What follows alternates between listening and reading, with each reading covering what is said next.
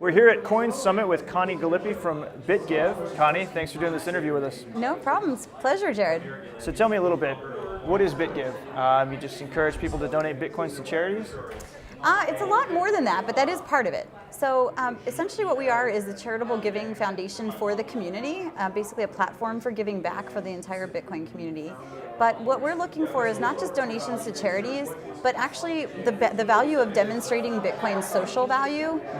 To me, that's the beauty of Bitcoin. There's a lot of things being done in the for-profit space, and those are really important things too. But I think when you look at the charitable aspects of it, that's where you see the social value. And so that's what we're here to do, is help demonstrate that. To me, that's a really key component to it going mainstream as well, because we're still in the very much early adopter stage. And if we're going to transition to mainstream, we have to have things that are more everyday, people will understand and will be able to relate to. And I think that when you can demonstrate that social value by giving back, helping charities do what they're doing, you can demonstrate the global access and impact, that's something that people can understand, and I think will actually help more people onboard Bitcoin and help us get to where we want to be. Are you focused more on domestic charities, or is this more of a global effort?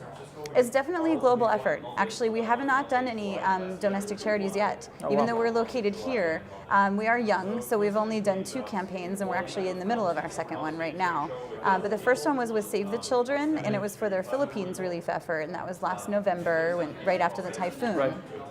And our current campaign is with the Water Project, and they work in sub-Saharan Africa, bringing clean, safe water to communities there. Is this the same project that Doge is contributing to? No, it's actually a different one. Oh, that's I believe that's Charity Water, if I remember correctly. So very similar work though, but I believe they're working in maybe a different part of Africa or different countries too.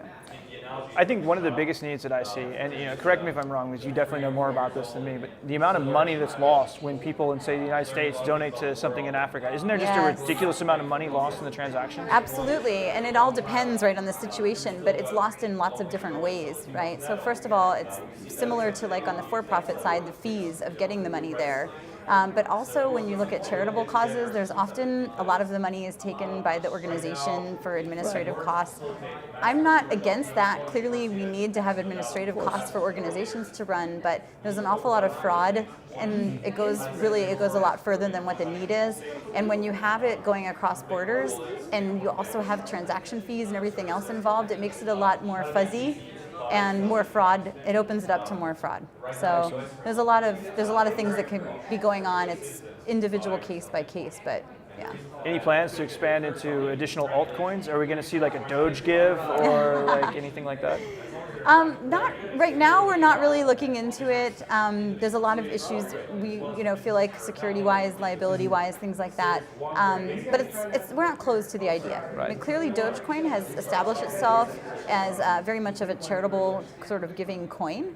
So I would never close the door to something like that. But right now, it's not something we're considering. Cool. How's your experience been at CoinSummit so far? Oh my gosh, it's been amazing actually. First of all, we were just really grateful to be here because it's very much like VIP event, and we were invited to come, we were invited to speak. So that meant a lot to me that the organizers and the community wanted us here. And we've been just extremely embraced by everyone. I've been just flooded with people coming up saying how inspired they are about what we're doing, how they want to help us. Everyone has so many great ideas partnering with us. We've been donated booth space at the next conference in New York. We've got people wanting to wear our logo when they run triathlons. I mean, you name it, from A to Z, and it's just very encouraging. So it's been wonderful. It's been a really wonderful experience. Oh, very cool. Is there anything else you're looking to get out of this event, or how does it really compare to the other events that you've been to? Oh, great question. Well, so your first question, yes, we are very much focused right now on building our capacity building funds. So we're a young organization, and we just got started last year, and we are all volunteer. So I'm very much focused on looking for startup funds. So I've been targeting that at this event, and given that this event is sort of geared towards more of the I'd say more of the serious side of the Bitcoin space and the VIP sort of types and a lot of investors.